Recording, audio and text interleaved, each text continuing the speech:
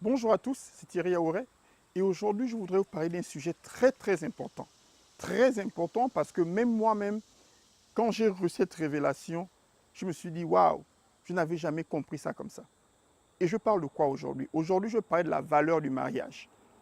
La valeur du mariage, pourquoi? Parce que il y a une différence entre les récipients du mariage et le contenu du mariage. Qu'est-ce que je veux dire par là?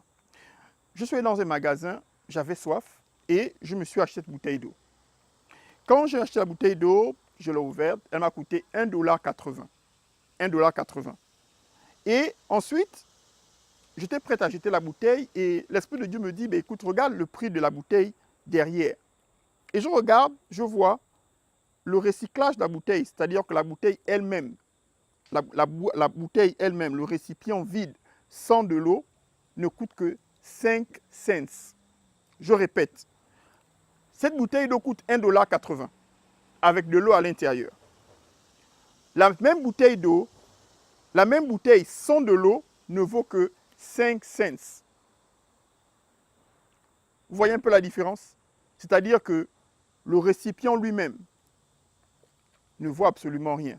Mais ce qui a de la valeur, c'est l'eau, c'est le contenu. Qu'est-ce que je veux dire par là? Dans votre mariage, qu'est-ce qui a de la valeur? Est-ce que ce sont les récipients de ton mariage qui a de la valeur ou c'est le contenu de ton mariage qui a de la valeur? Parce que la plupart du temps, quand un mariage ne marche pas, ce n'est pas le récipient du mariage, mais c'est le contenu du mariage qui fait défaut et qui cause des séparations, qui cause des querelles, qui cause la colère. Ce n'est pas le récipient. Et vous me direz, mais qu'est-ce que c'est le récipient du mariage? Vous me direz, qu'est-ce que c'est le contenu du mariage? Donc, on va aller dans mon tableau et je vous montrerai exactement ce dont je parle. La liste des récipients du mariage et la liste des contenus du mariage. Et vous verrez un peu plus clair. Et cela, ce n'est qu'un extrait de la formation que je vous invite à venir du 5 au 7. Parce que si le contenu que vous avez en vous aujourd'hui n'est pas bon, n'est pas de bonne qualité, peu importe le récipient que vous aurez, votre relation ne marchera pas. Donc, allons-y, on va aller au tableau et on va décortiquer un peu plus sur le récipient et le contenu. Allez, bye bye. Ok, on a la deuxième partie de cette vidéo où on va décortiquer un peu qu'est-ce que c'est le récipient et le contenu. Dès le départ, on a compris une chose. On a compris que le mariage était l'équivalent d'une bouteille d'eau. Ok? C'est-à-dire que ton mariage a deux aspects, le récipient et le contenu. Et on a compris aussi que le récipient lui-même n'a aucune valeur, mais le contenu lui-même a de la valeur. Et ce que je vais vous dire aujourd'hui va vous choquer. Ce que je vais vous dire aujourd'hui va aller contre peut-être les valeurs que l'on vous a enseignées. Mais je veux vous dire une chose, ce que je vous dis aujourd'hui va changer votre vie si vous faites confiance à ce que Dieu me demande de vous dire aujourd'hui. Donc, qu'est-ce qu'est le récipient du mariage? Qu'est-ce qu'est le contenu du mariage? Le récipient du mariage, c'est quoi? C'est tout ce qui est extérieur. OK? Par exemple, la cérémonie de mariage, où vous dépensez 5 millions de francs CFA, 3 millions. Et je ne veux pas dire que avoir une grande cérémonie de mariage, ce n'est pas important. Je ne veux pas vous dire que avoir une très belle robe blanche, ce n'est pas important. OK? Je ne veux pas vous dire que avoir une très belle veste, ce n'est pas important. Je ne peux pas vous dire que une très belle bague de 5 000 €, 10 000 € pour symboliser l'amour que tu as, je ne peux pas vous dire que ce n'est pas important. C'est important. OK? La coutume, le mariage à la coutume, oh mon Dieu. Que vous allez me dire, oui, coach, mais le mariage à la coutume, c'est important. Oui, c'est important. C'est important. Il faudrait suivre ces principes. C'est important d'aller se marier à la coutume et présenter aux parents pour que les parents vous bénissent. La bénédiction vient de la parole positive.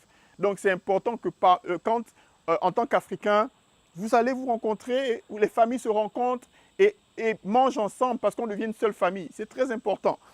L'Église, je vous en prie, Tout le monde sait qu'on doit aller à l'église pour avoir la bénédiction de Dieu. OK? Aller à la mairie, voilà encore autre chose. C'est important. Pourquoi? Parce que c'est pour légaliser les papiers. Tout ça, c'est très bon. OK? Mais ça, ce ne sont que des récipients. Tu peux dépenser, pour une cérémonie, tu peux dépenser 4-5 millions. Ou en euros, peut-être 3 ou 4 000 euros. La robe, peut-être 2 000 euros. La veste, peut-être 1 500 euros. La bague, 3 000 euros. Le mariage à la coutume, n'en parlons même pas. On va parler de quoi? Peut-être, je ne sais pas, 2 millions de francs CFA, 1,5 million si tu es chanceux.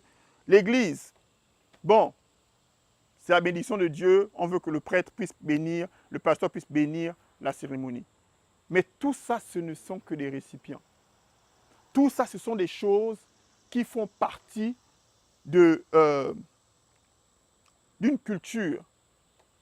Mais ce n'est pas ça qui est le contenu, ce n'est pas ça qui est la valeur même du mariage. Est-ce que vous comprenez? Sinon, Abraham, quand il a envoyé son fils Isaac se marier, toutes ces choses-là n'étaient pas vraiment incluses. En dehors du mariage de la coutume, il n'y avait pas de mariage à l'église quand Abraham a marié sa femme. Quand Isaac s'est marié, il n'y a pas d'église. Quand dans la Bible, quand on regarde, il n'y avait pas encore d'église. L'église est arrivée au temps de Jésus. Donc il y avait déjà une cérémonie qui était mise en place.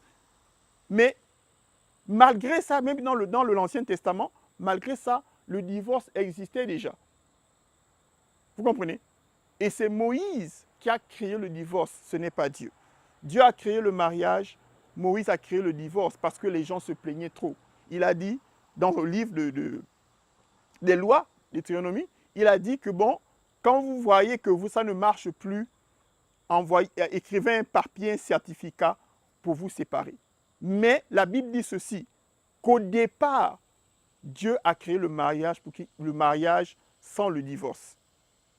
OK? Il faut bien faire une différence entre les lois des hommes et les lois de Dieu. Maintenant, qu'est-ce que j'appelle le contenu? Le contenu, c'est de l'eau. OK?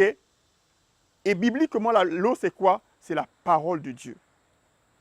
OK? La parole de Dieu.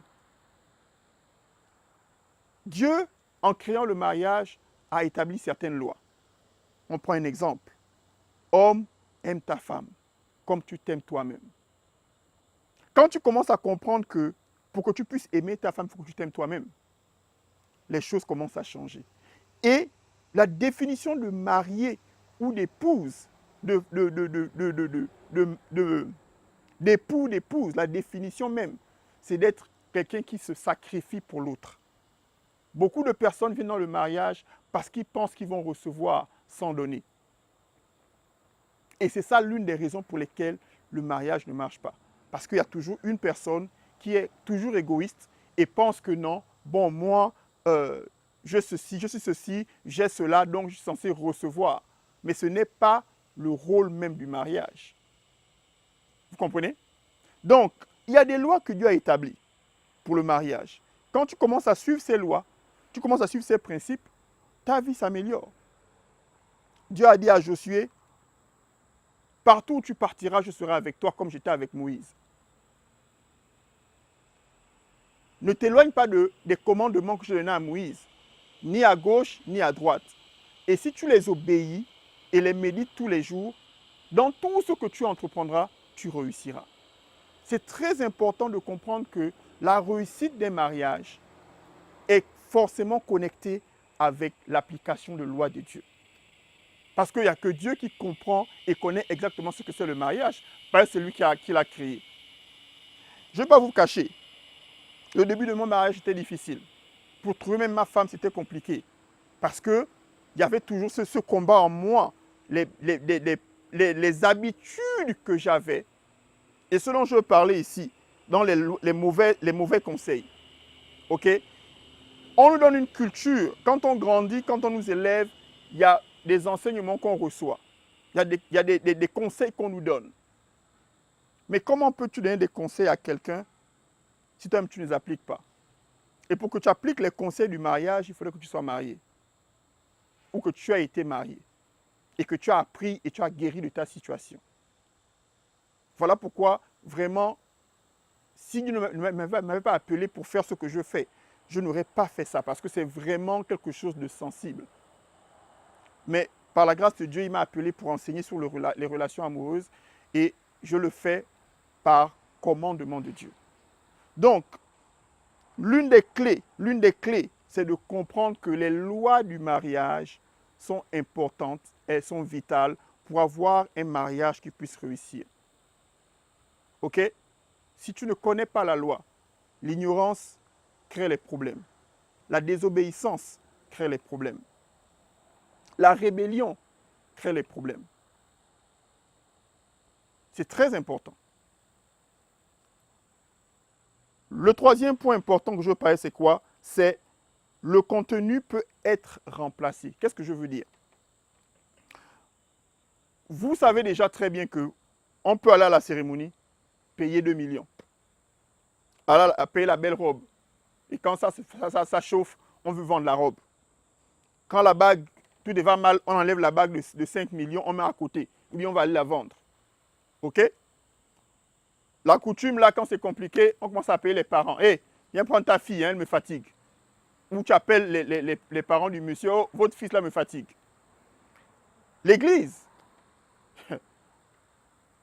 même les gens qui sont remplis du Saint-Esprit traversent des problèmes de mariage. Même les gens, les pasteurs, traversent les problèmes de mariage. Même les gens qui sont là depuis, qui prient et jeûnent, traversent les problèmes de mariage. Qu'est-ce que je veux dire par là? Je veux dire par là que tu peux suivre tous ces récipients-là. Ça ne qualifie pas que les choses vont marcher bien. Mais à l'instant où tu prends une bouteille d'eau, la bouteille que je vous ai montrée, et que tu changes le contenu, tu enlèves de l'eau et tu mets du coca, et que le coca ne correspond pas exactement à ce que tu devras avoir dans la bouteille d'eau, il y a un problème. Qu'est-ce que je veux dire?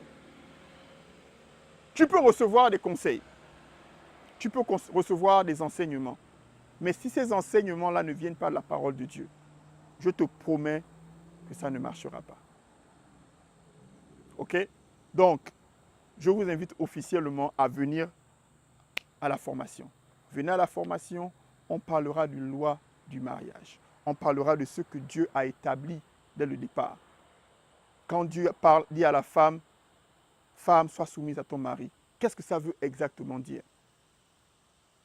Quand la Bible dit que il est important qu'une femme sage, la femme sage construit sa maison, la femme qui n'est pas sage détruit sa maison avec ses mains. Qu'est-ce que ça veut dire? Je vous invite officiellement à venir à la formation. Venez, prenez vos tickets et je vous promets que, avec la grâce de Dieu, vos relations amoureuses, votre mariage va vraiment s'améliorer ou changer. Amen. Ce n'est pas par ma force, mais c'est par sa force. Donc, merci pour tout. Et il y a le lien quelque part. Inscrivez-vous. Et s'il y a des problèmes, contactez-moi. Merci beaucoup et on se voit à la formation. Bye bye.